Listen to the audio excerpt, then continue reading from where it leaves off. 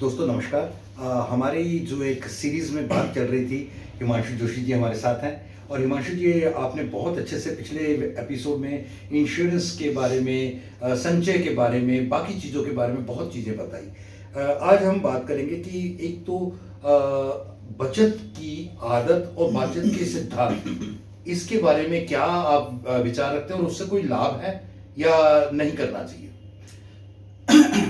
Basic प्रश्न है जो मिसिंग है जी। है ना। आमतौर पर लोग इस बारे में सोचते नहीं है।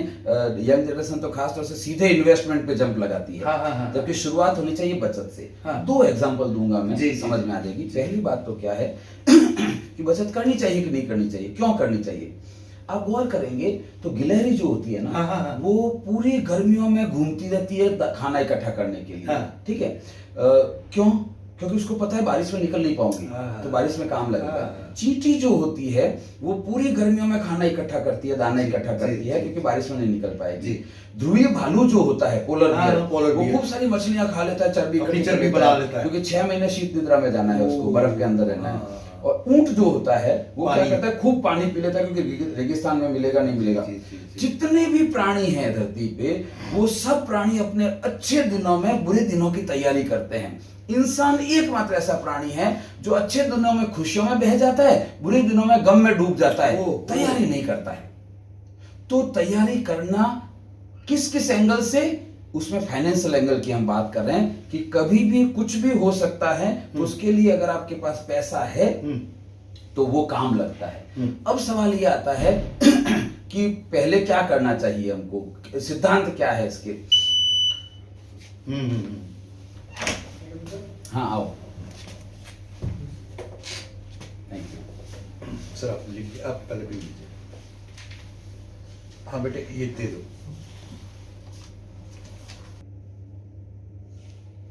अब प्रश्न आता है कि शुरुआत कैसे करें, शुरुआत में क्या होना चाहिए। तो मैं आपको एक छोटा सा एग्जांपल बताता हूं।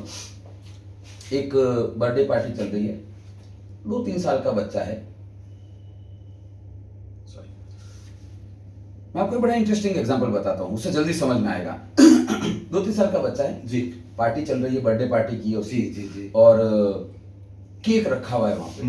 वो 3 साल का बच्चा क्या कर रहा है, वो केक को देख रहा है और उसके ऊपर एक चेरी पड़ी है, उसकी नजर उसके ऊपर है। वो नजर चुका के और उस चेरी की तरफ हाथ बढ़ा, तो मम्मी बोलती है नहीं रुको, सबको आने दो, केक काटेंगे फिर मिलेंगे, पर वो सुनता नहीं, वो चेरी लेके निकल जाता है। कट। सीन नंबर 2, बच्चा बड़ा हो गया है, टीनेज में आ गया, केक आ गया। 8-10 साल का, 11 साल का हो गया, केक रखा हुआ है बर्थडे पार्टी में, और वो केक की तरफ देख रहा है। वो क्या सोच रहा है, वो सोच रहा है कि ओके 40 गेस्ट आए हैं और ये केक है, अगर इस केक के 40 टुकड़े होंगे तो मेरे हिस्से में कितना आएगा। बिल्कुल छोटा सा। ठीक है। कट।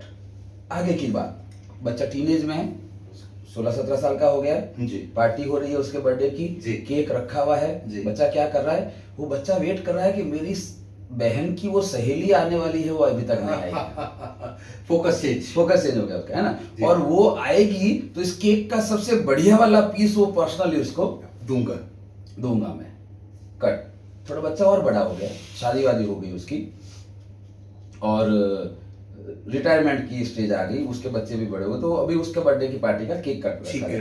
अब वो सीनियर सिटीजन व्यक्ति क्या सोच रहा है, उसी का बर्थडे है, वही केक है, वो सोच रहा है कि ओके इतने सारे बच्चे हैं, नहीं केक कम पड़ेगा, 2 और मंगाओ भैया, तो वो पहले से ही बड़ा केक मंगाएगा, और फिर वो केक के टुकड़े करके पर्सनली बच्चों को बोलेगा कोई बच्चा रह तो नहीं गया है। अब उसका ना तो चेरी पे ध्यान है, ना मेरे हिस्से में कितना आएगा ध्यान है, ना गर्लफ्रेंड को कितना देना है वो ध्यान है, उसका ध्यान है कि सबके हिस्से में आया कि नहीं।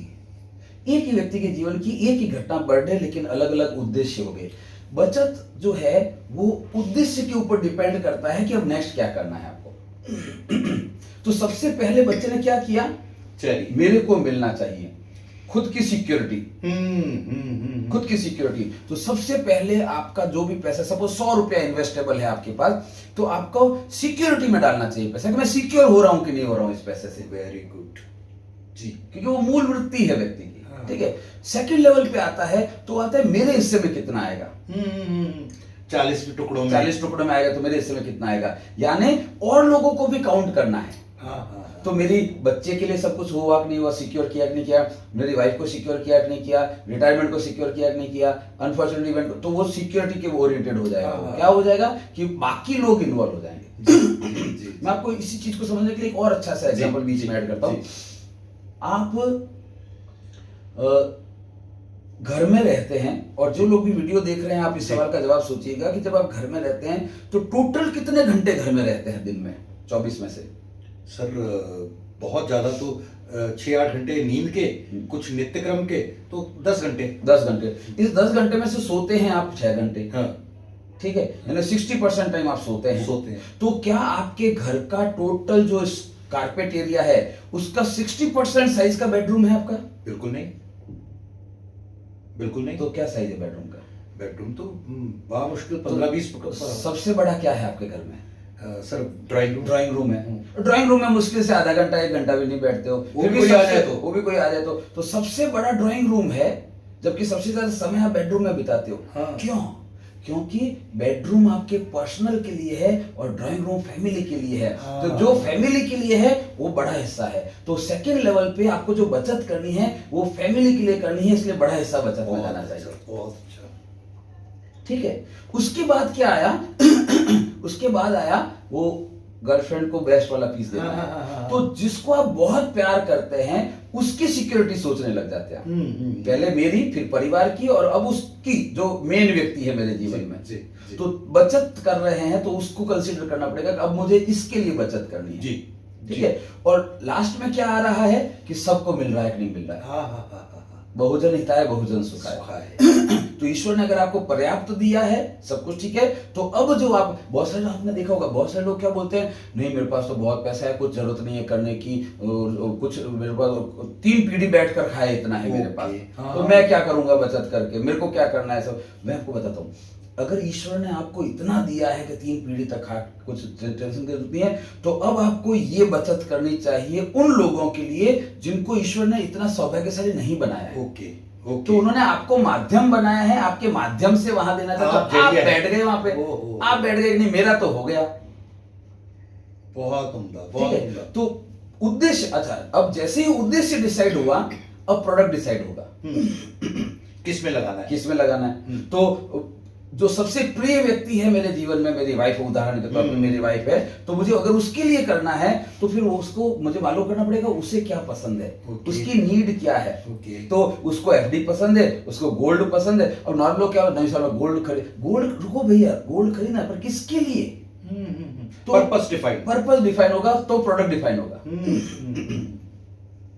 ठीक है, मुझे मेरे लिए करना है, तो आपको खुद को सिक्योर करना है कि भाई मेरे लिए का, तो रिटायरमेंट, तो पहले रिटायर। मैं आपको बड़ी इंटरेस्टिंग चीज बताता हूँ। नॉर्मली आप किसी को भी पूछेंगे ना कि आपके पास लिमिटेड पैसा है तो आप क्या करना चाहेंगे, बच्चे का एजुकेशन का प्लानिंग, बच्चे की शादी का प्लानिंग, रिटायरमेंट का प्लानिंग, अनफॉर्चुनेट इवेंट का प्लानिंग, मेडिकल इमरजेंसी का प्लानिंग, तो बोलेगा नहीं बच्चे, नॉर्मली सब लोग बच्चे का कुछ अच्छा सा प्लान बता दो, बच्चे के लिए सेविंग करनी है, बच्चे के लिए करना है।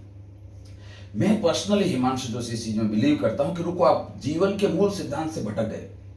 अब फ्लाइट में बैठे हैं कभी? बिल्कुल। फ्लाइट में बैठते हैं तो वो अनाउंसमेंट होता है कि इमरजेंसी, आपातकाल की स्थिति में ऊपर से मास्क निकलेगा ऑक्सीजन का, वो पहले खुद पहनिए फिर साथियों को पहनाइए। ठीक है, तो हमने तो सीखा था परोपकार है पुण्य है, तो और यहाँ तो पहले खुद आ गए। अभी आप रहोगे तब ना दूसरे लोग रहेंगे। तो पहले खुद का रिटायरमेंट, क्योंकि आपके बच्चे, आपने श्रवण कुमार पैदा किए हैं, मान लिया मैंने, जी मान लिया, दो राय नहीं है उसमें, पर फिर वो गलती मत करिए जो श्रवण कुमार के माता पिता ने की थी। जी। क्या गलती की उन्होंने बचत नहीं की थी, इसलिए श्रवण कुमार को कंधे पे लेकर जाना पड़ा माँ बाप को। अगर उन्होंने बचत की होती तो बैलगाड़ी में जाते। जी जी।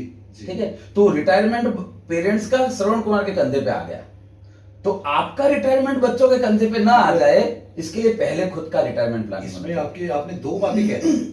आपने ये भी कह दिया कि उस जमाने में था तो श्रवण कुमार पैदा हो गया जो कंधे पे ले सका।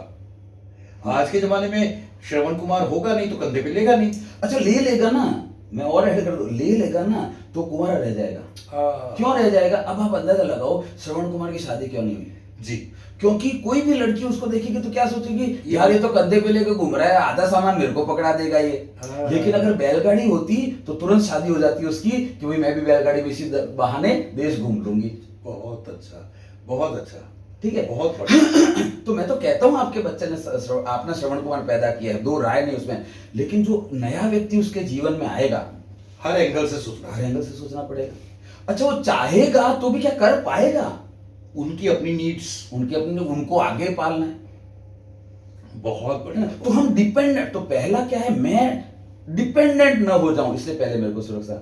उसके बाद पूरा परिवार किसी और के ऊपर डिपेंडेंट ना हो जाए मेरी एब्सेंस में, उसकी सुरक्षा। उसके बाद शौक वाली चीज की, वाइफ को गोल्ड पसंद है तो गोल्ड लेना है, वाइफ को अगर ये पसंद है तो ये लेना है मुझे, और लास्ट में बाकी सबको भी मिला है। बाकी सबको, अगर आपके पास एक्स्ट्रा है तो आप समाज के लिए कुछ करिए। दोस्तों, क्या आपको लगता है कि हिमांशु जी जो बातें कर रहे हैं वो आपने पहले कभी सुनी है? अगर नहीं सुनी है ना, तो ये वीडियो ना केवल आपने खुद कई बार सुन के उसके ऊपर एक्शन लेना है, बल्कि अपने दोस्तों, मित्रों और बाकियों को भी हेल्प करना, जो कि इस तरह से गलती करके अपने आप को स्वर्ग की तरफ नहीं नर्क की तरफ धकेल रहे हैं। और ऐसे वीडियोस में हम आगे भी हिमांशु जी से बात करते रहेंगे। Thank you.